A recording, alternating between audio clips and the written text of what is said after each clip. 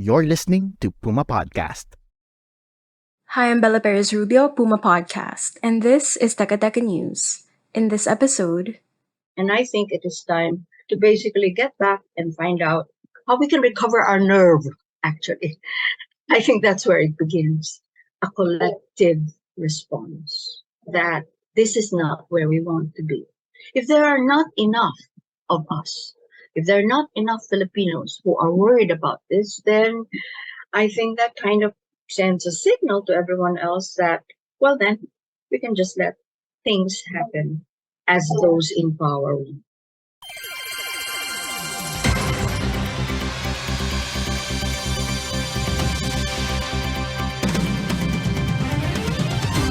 DZMM Teleradyo is the latest ABS-CBN outfit to announce its closure 3 years after the non-renewal of its franchise.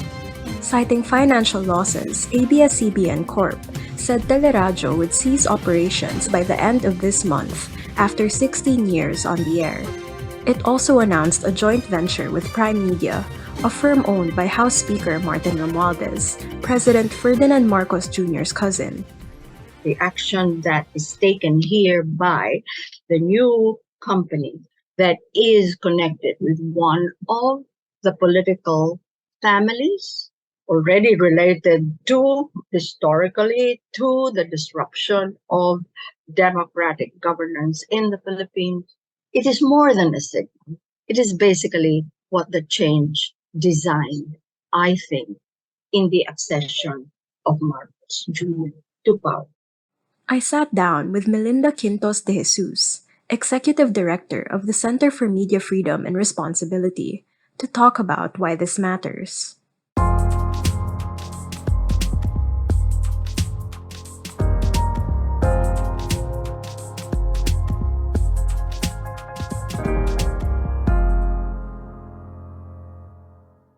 So the closure of ABS-CBN was the culminating point of the attack or of a regime that did not want a critical press, wanted to silence critical voices, looked at criticism not as a function of a free society, but only as a function of political rivalries. And so this whole fear factor has grown, I think, because what Duterte had became a kind of virus. And there was a pandemic in government itself of wanting to attack journalists and doing the kinds of things recorded again in our monitoring of press freedom issues and the assaults, the banning of participation of journalists who are seen as troublemakers, the threats, the surveillance, and then the actual killings of those, in fact, who have dared to question any of the powers that be, whether on local or national. To realize the effect of that silencing, to realize the effect of the closure of ABS-CBN, if you can do that to a giant network, you can do it to it. It can happen to anyone else. How have the last 3 years been since what you call the culmination of that period under Duterte? The last 3 years, I think, have resulted in a silencing of the free exchange that was always a character of Philippine society. Working in Southeast Asia, we saw how we were different. We were different because we had gotten used to basically just saying what we wanted to say. We did not have too many of the prohibitions that grew out of whatever religion or custom or culture we did not have those things. We had grown up in a period in which one could say what one said because for so long as these were words, these were freedom of expression, our doctrine of the First Amendment, which is embedded in the Constitution, that had a reality out there. And just like that, it was gone. We have become inhibited. We have become afraid. No one is going to point that out among the media still working out there. They're not going to talk about the silence effect. CMFR has basically noted all these aspects, that you could count the stories that were not followed up, that you could count on the different reports that basically recorded what government had to say. instead of gathering the context on a particular policy action and also recording all the different voices that are there, or even the gathering of facts that will contextualize what government is doing. This recent closure of Teleradyo from the CMFR's perspective, how will that further affect this environment that you're describing? It has therefore deepened the scars, the wounds, basically, that were inflicted. There will be more care, as again seen in the partnerships evolving from the closure of Teleradio, the engagement of new media players who have had no experience in the tradition of a critical and independent press. That to me is historic change. It's tectonic change. It was already an earthquake when he succeeded to close down ABS-CBN. And if you look at all the different moves, all the different political interventions that prevented other kinds of partnerships, ABS-CBN was exploring, and there were willing partners. Why? Because ABS-CBN had proven itself as knowing how to gain an audience. So you didn't have to do too much R&D if you were a partner to ABS-CBN. It had already learned those ropes. So even for just the provision of entertainment, there were many or several significant movements basically to be explored, which were nipped in the bud very quickly by political influencers, basically just calling what is should be an independent commission that supervises our telecoms. By virtue of our medium, we can assume that our listeners have access to all kinds of news. They listen to us on Spotify, on YouTube, but we were talking about ABS-CBN's reach, and I think Teleradyo is a very critical part of that. Could you describe for our listeners who exactly is disadvantaged by Teleradyo going off the air? This really has diminished the access of what we call the ordinary mass audience. The one that basically depends on the click of a switch or the push of the button to basically get some of the intelligence that is going on or is held by others. And you can see that from the way taxi cab drivers have traditionally been in Manila, the most informed, the most politically oriented of their community, because they're listening to radio all the time, right? So whether that has actually been diminished, my guess is it has, if there is greater difficulty to do it.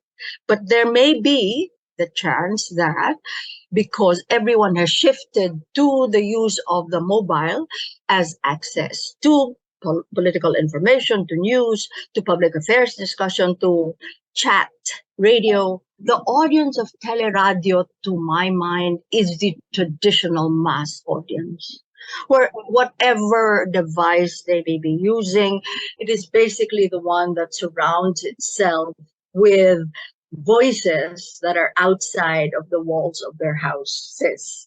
Their homes do not have too much access otherwise, except for the neighborhood, and radio/TV has been their connection. And that has been taken away to a certain extent. Hopefully not to the great extent that the interference would have wanted, because people have also been clever enough to be able to access YouTube and find it. We'll get into the joint venture between ABS-CBN and Prime Media after a quick break.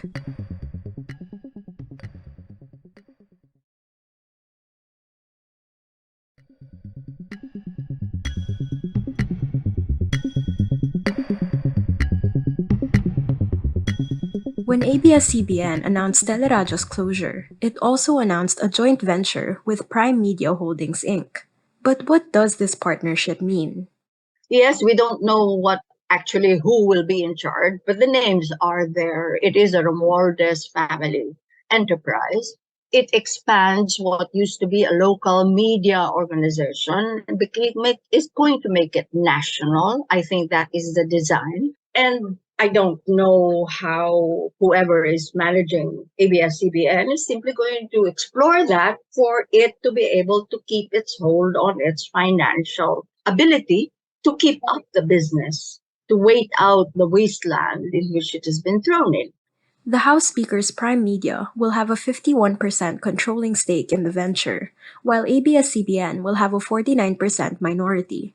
Prime Media has also said that the partnership will only cover radio, not free TV. Our political economy is also characterized, as in other countries, by the ownership of those who have other companies and therefore have vested interests outside of the media company itself. And these two has become an internal inhibition and prohibition that acts on a daily basis to the point that you had staff people from different organizations basically saying, no, we can't do that. No, we've received the signals. No, we have been managed basically to guide, to internally basically impose self-censorship on how we do the news. When you think about it, the Filipino elite is a small community. They're all somehow related either in business or by blood or by compadre systems. And given that Martin Romualdez is the Speaker of the House and the cousin of the president, almost a kind of alter ego when you think about it, because he travels with him all the time. That we are going to have family politics ensconced in the palace, and there will be a pretense of Congress being an independent check on executive power. And so it would be basically, the reading is, it's a continuation of what got started when Duterte was president. It's been almost a year since Duterte left office. I asked if there were any positive changes under Marcos. They're allowed to go on trips with him, he does press conferences, all of that. But I wanted you to weigh in on whether you think that change actually runs deep. Is there a better relationship with the media now? Can the media expect better treatment under him? We can only test that, actually, if the media begins to actually criticize. And you think that's not happening now? I don't think that's happening. It's being done only by the same actors that were already actively critical before. And if you look at the experience of Rappler, and if you look at the experience of ABS-CBN, then the signs are very bad that anyone else will add to that, put their voices and weigh in on that community. And so my answer to that is we will know only when we dare to cross the invisibly written lines, what is observed to be off limits. Just look at the stories that were nipped in the bud. You know, the leads are set up by someone who had the information and nobody follows through. So we won't know until someone dares. Someone has that courage, and then we will find out whether a page has actually turned and we have a more democracy-oriented president. There has been no real turning of the page except for the policy on the US. But apart from that, we are simply on the same road that Duterte started the country to walk on moving forward. It is not the path of democracy. And I think if Filipinos basically begin to get complacent and say, oh, it's not that bad. Oh, he is not like him. He is polite, he's courteous, etc. I think we have to re-examine the realities that are there. That there have been really very few changes. In fact, for as long as the instruments that were launched, the drug war is still going on. There are still killings in the course of going after the drug problem. There have also been the continued assaults against press freedom, the red tagging. This development with Teleradyo, of course, feels grim. But I wanted to ask you, are there still reasons to be hopeful about the state of our industry and press freedom in the country despite this recent development? As someone who had struggled through in the different parts when things were very, very difficult and also in danger, I am taught by that experience always to have hope. But my generation is of a certain age. And so we are looking to the younger generation. We are looking to the young people more skilled, more innovative, more oriented towards the new media. And I have told students, we are looking to them, the young journalists who, with their skill and with their values, the values that have come and we hope we have transmitted and made alive for them, that would be our legacy. That would be the basis of my hope, that that legacy, in fact, finds new life, finds new vigor, maybe even more brilliant ways than anything that has been done before. In order to keep that fire burning, do I have hope? That hope is in the younger and the new fresh blood and ideas that they will inject into the practice of journalism. And that was today's episode of Teka Teka News. Again, I'm Bella Perez Rubio. This episode was edited by Pedoy Blanco. Follow Teka Teka News on your favorite podcast app or listen to us for free on YouTube. Thanks for listening.